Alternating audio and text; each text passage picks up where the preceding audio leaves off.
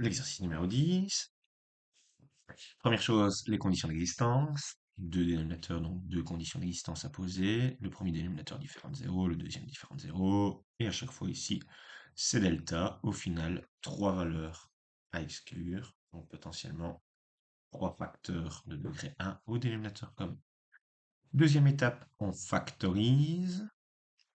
Donc, au niveau de la factorisation des numérateurs, ben, c'est pas possible. Des dénominateurs, j'utilise la formule a fois x moins x1 fois x moins x2, puisque j'ai utilisé delta pour retrouver les solutions des équations du dénominateur.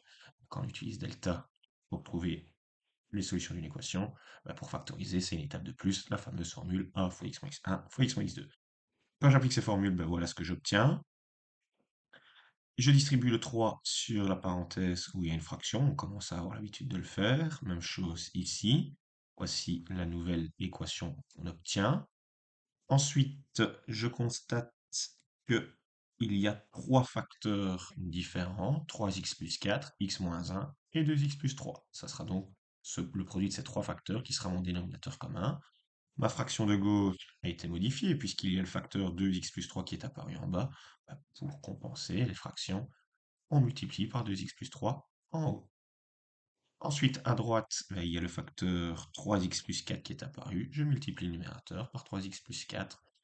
Pour les fractions, des fractions sont équivalentes si on multiplie ou divise le numérateur et le dénominateur par un même nombre non nul.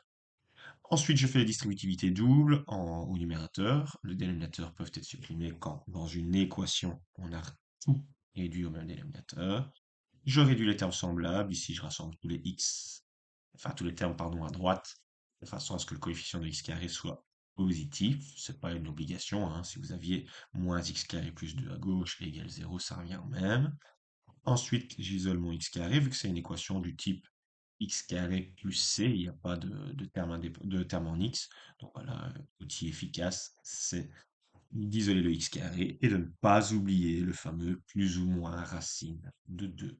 Ces solutions sont acceptables, donc solution plus ou moins radicale de